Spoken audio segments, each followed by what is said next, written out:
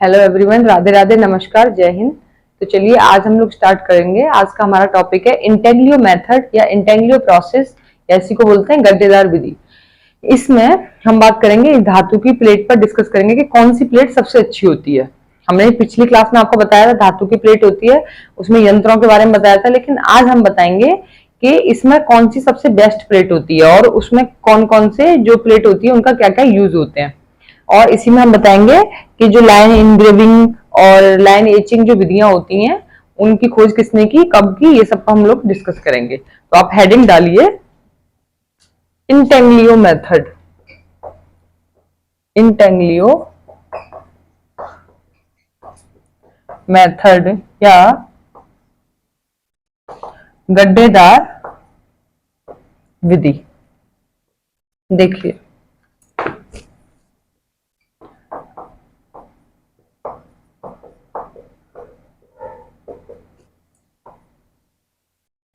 जैसे कि इसकी जो प्लेट होती है ना, ये जैसे ये इसकी प्लेट है, धातु की प्लेट है ये, इसमें उभार ना होकर गहराई होती है। इंटेग्लियो मेथड में जो धातु की जो प्लेट होती है इसमें क्या होता है, इसमें उभार ना होकर ये ऐसे इसमें गहराई होती है और इसी गहराई में रंग भरकर जो छापा जाता है वही इंटेग्लियो मेथड के अंतर्गत आता है। ठीक है, तो ये इसमें धातु की प्लेट होती है ऐसी। अब आप लिखेंगे कि कौन कौन सी इसके अंतर्गत प्लेट आती हैं इंटेग्लियो मेथड के अंतर्गत। देखिए कॉपर या तांबा की बोलते हैं इसे, कॉपर या तांबा। दूसरी प्लेट होती है जस्ता या फिर जिंक। इसी में तीसरी प्लेट है स्टील की और चौथी आती है टिन या एल्यूमिनियम।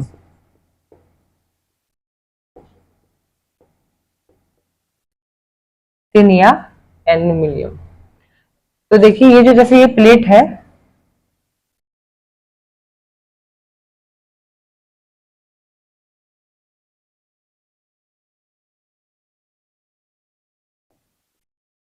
ये धातु की प्लेट है।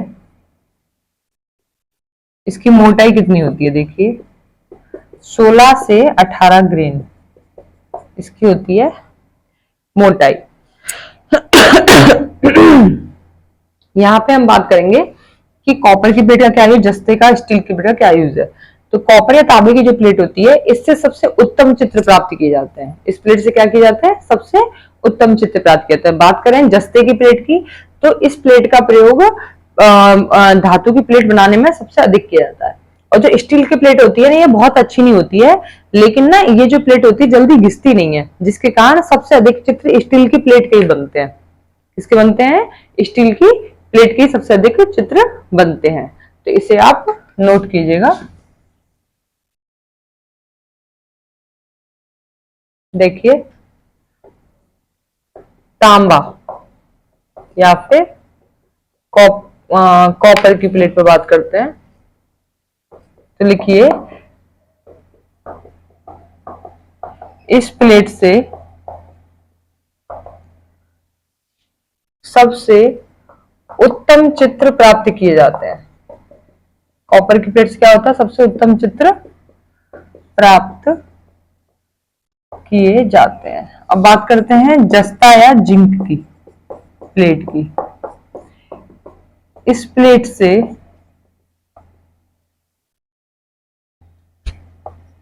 इसमें कि इस प्लेट का प्रयोग सबसे अधिक होता है, सबसे अधिक होता है। नेक्स्ट डालिए स्टील की प्लेट। देखिए यह प्लेट बहुत अच्छी नहीं होती है,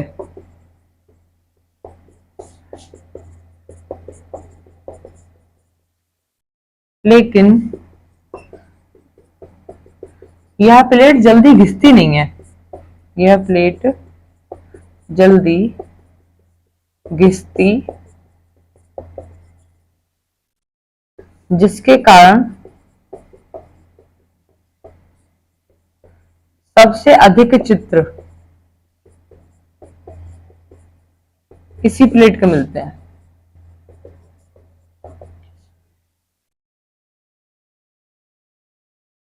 देखिए यहाँ हमें बताया था कि तांबे के उत्तम चित्र प्राप्त किए जाते हैं, तांबे या कॉपर की प्लेट के। और इसमें क्या सबसे अधिक चित्र प्राप्त किए जाते हैं, जैसे कि हमने बताया था ना कि बाबेरिया पत्थर की हमने बात की थी कि बाबेरिया पत्थर जो है वो सबसे उत्तम पत्थर है, लेकिन उसमें बाबेरिया पत्थर ज्यादा न मिलने के कारण तो चूना पत्थर का प्रयोग किया जाता है। तो यही इसमें हम यहाँ पे भी डिफरेंस है कि यहाँ पे उत्तम चित्र प्राप्त किए जाते हैं, लेकिन अधिक मात्रा में चित्रों की बात की जाए तो स्टील की प्लेट से प्राप्त किए जाते हैं। ठीक है, तो ये हो गया आपका प्लेटों के बारे में, हमने आपको बताया कि किससे क्या क्या हमें इसके क्या क्या यूज है। आगे आप डालेंगे कि भारत में इंटेंग्लियो का प्रारंभ कब हुआ, किसके द्वारा किया गया।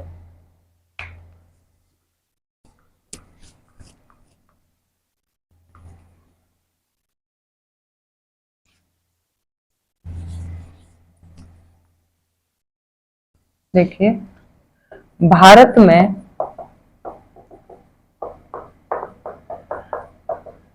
इंटेंग्लियो का प्रारंभ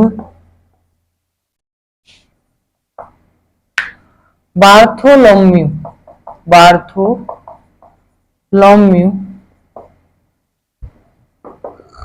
डिवास के द्वारा किया गया। किसके द्वारा?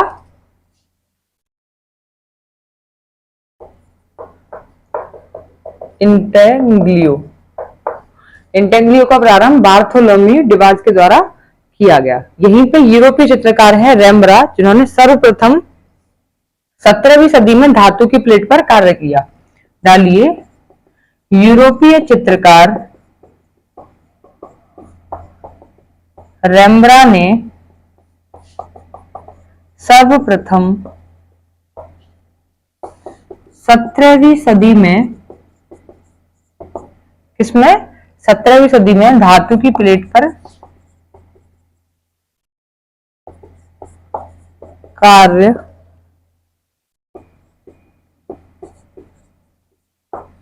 किया।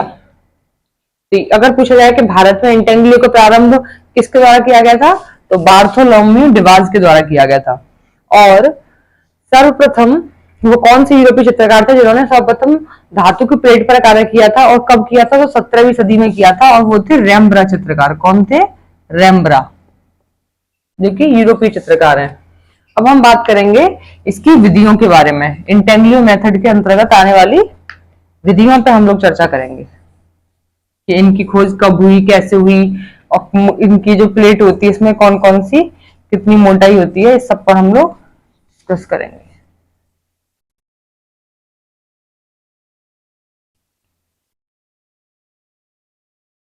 तो हेडिंग डालिए विधियां इंटेंग्लियो के अंतर्गत।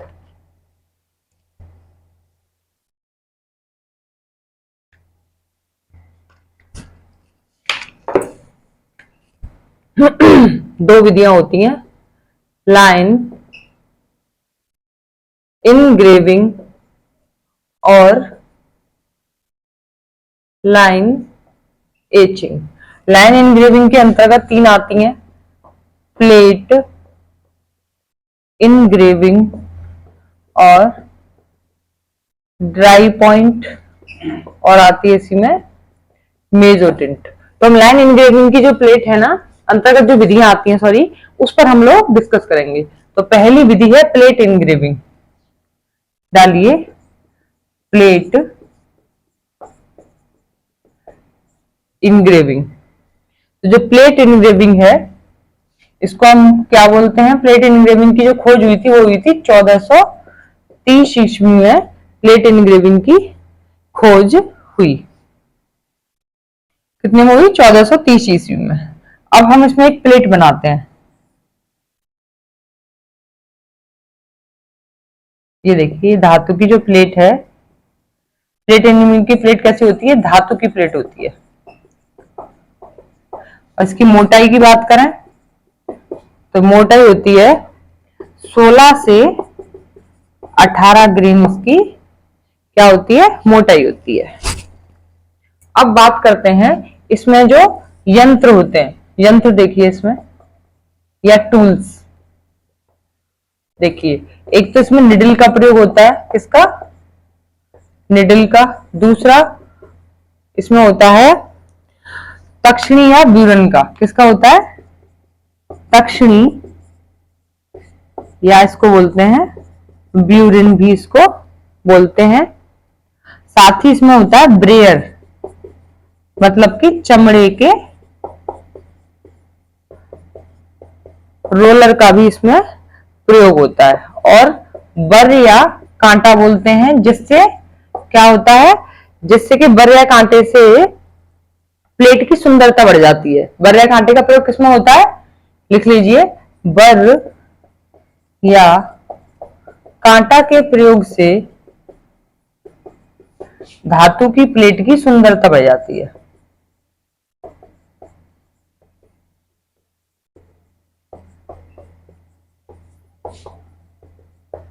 बाकी का आप जो जैसे जो यंत्र है, बर या प्लेट का हमने आपको बता दिया क्या यूज है, सुंदरता बढ़ाने के लिए प्लेट की।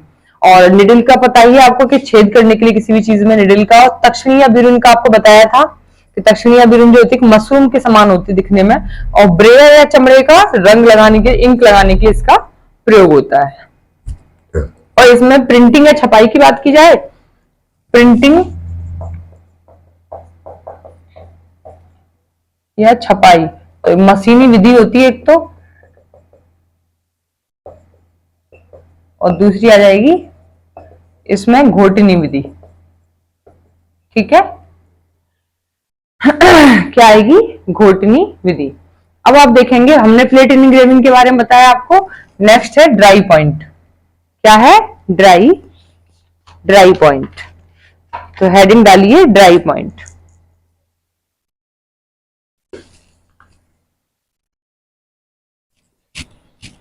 लाइन इंग्रेविंग के अंतर्गत पहली हमने बता दी आपको प्लेट इंग्रेविंग, और दूसरी है ड्राई पॉइंट।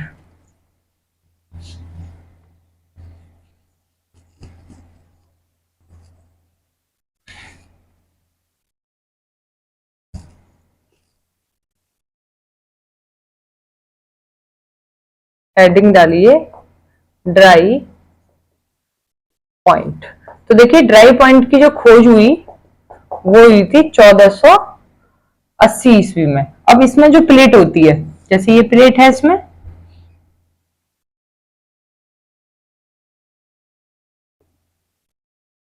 तो इसकी मोटाई की बात करें तो वही 16 से 18 ग्रेन इसकी मोटाई होती है। इसका धरातल जो होता है वो कैसा होता है? चिकना। कैसा होता है इसमें धरातल? चिकना होता है। और ये जो प्लेट होती है कैसी होती है? धातु की प्लेट होती है। धातु की ये प्लेट होती है। यहीं पे आप देखेंगे इसमें टूल्स या यंत्र के बारे में भी देख लीजिए।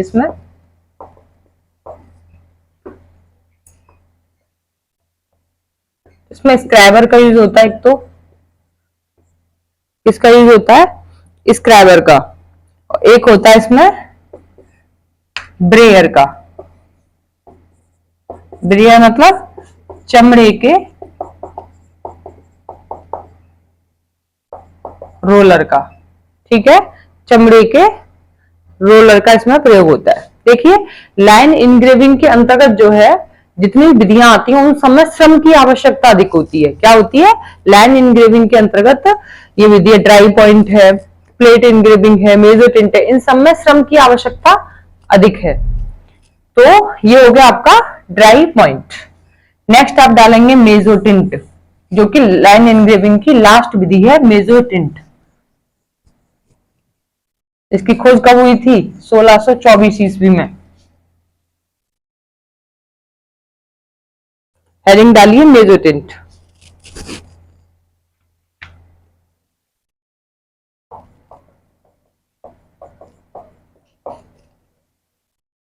मेजोटिंट की खोज हुई थी 1624 ईस्वी में। और इसके जो खोजकर्ता हैं उनका भी नाम लिख लीजिए, लुडविन वॉन सीजेन। क्या नाम है? Ludwin von सीजेन। लिखिए लुडविन वॉन सीजन। यही आप देखेंगे मेजोटिंट शब्द की उत्पत्ति।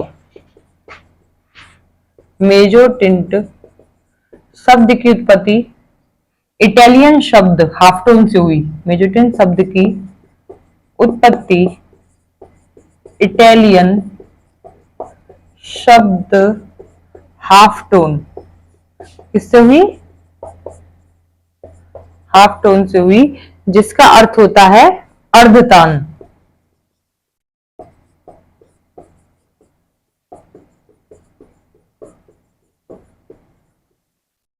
अर्ध तान इसका अर्थ होता है।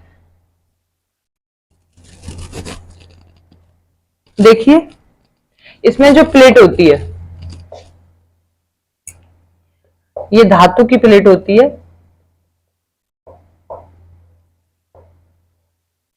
जस्ते या चिकनी, जस्ते की चिकनी की चिकनी प्लेट होती है इसकी। साथ ही इसमें आप देखेंगे इसकी मोटाई, मोटाई कितनी होती है? 16 से 18 ग्रेन। इसकी मोटाई होती है वो होती है मेजोटिंट की 16 से 18 ग्रेन। देखिए अब यहाँ पे मेजोटिंट की खोज के बारे में पूछ लिया जाता है। ये बहुत इंपॉर्टेंट है, लुडविन वोन सीजेन, जो कि टीजीटी में पूछा गया है, बहुत इंपॉर्टेंट है ये कि खोजकर्ता कौन है मेजोटिंट। ये किस मेथड के अंतर्गत आती है? तो आप बताएंगे इंटेंग्लियो मेथड के अंतर्गत आती है। और किस विधि के अंतर्गत आती है? तो आप बताएंगे इनग्रेविंग, लाइन इनग्रेविंग विधि के अंतर्गत मेजोटिंट आती है, जिसकी 1624 ईस्वी में खोज हुई थी। लुडविन वॉन सीजन ने इसकी खोज की। साथ ही पूछ लिया था कि मेजोटिंट शब्द की उत्पत्ति किस शब्द से हुई? तो आप बताएंगे इटालियन शब्द से इसकी खोज हुई। और इसका इटालियन शब्द हाफ टोन से इसकी खोज हुई थी। किससे हुई थी? हाफ टोन से, जिसका अर्थ क्या होता है? अर्ध तान। तो ये हो गया मेजोटिंट का। इसमें यूज होने वाले टूल्स और यंत्र के बारे में और देखना है आपको। तो लिखिए इसके टूल्स या यंत्र। एक तो होता है रॉकर और रावलेट, और होते हैं इसी में स्क्रबर और ब्रेयर। देखिए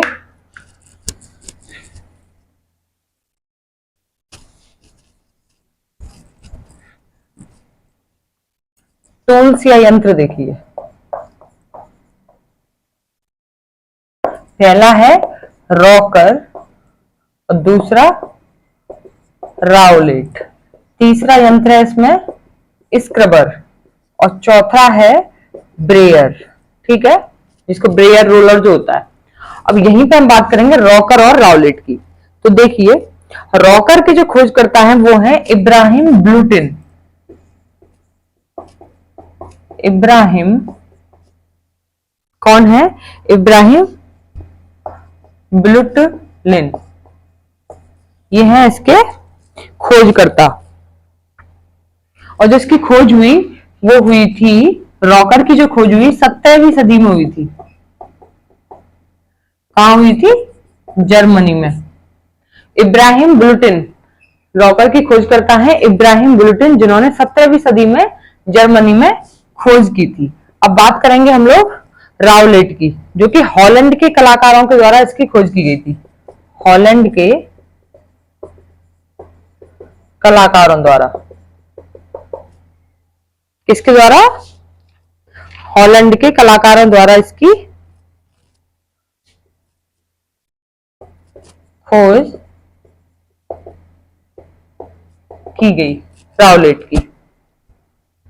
ठीक है, टूल्स या यंत्र में रॉकर आता है, रावलेट आता है, स्क्रबर और लास्ट आता है इसमें ब्रेयर, जो कि ब्रेयर रोलर होता है, एक इंक या रंग लगाने के लिए यूज होता है इसका।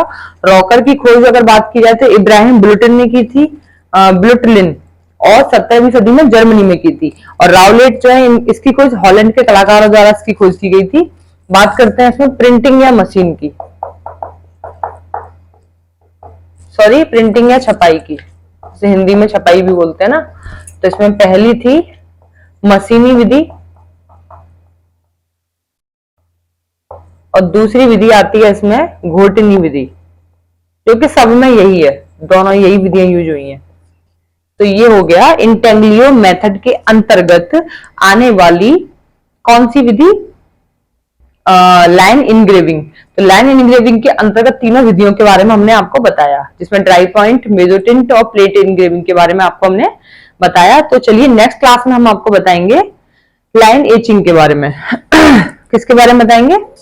लाइन एचिंग के बारे में हम लोग आपको नेक्स्ट क्लास में बताएंगे। कोई भी आपको क्वेरी है तो आप हमसे कमेंट सेक्शन में पूछ सकते हैं, और हमारे चैनल को प्लीज ज्यादा से ज्यादा लाइक कीजिए, शेयर कीजिए, सब्सक्राइब कीजिए। Thank you so much. आगे कल फिर आपसे नेक्स्ट क्लास में मिलते हैं। नमस्कार, जय हिंद।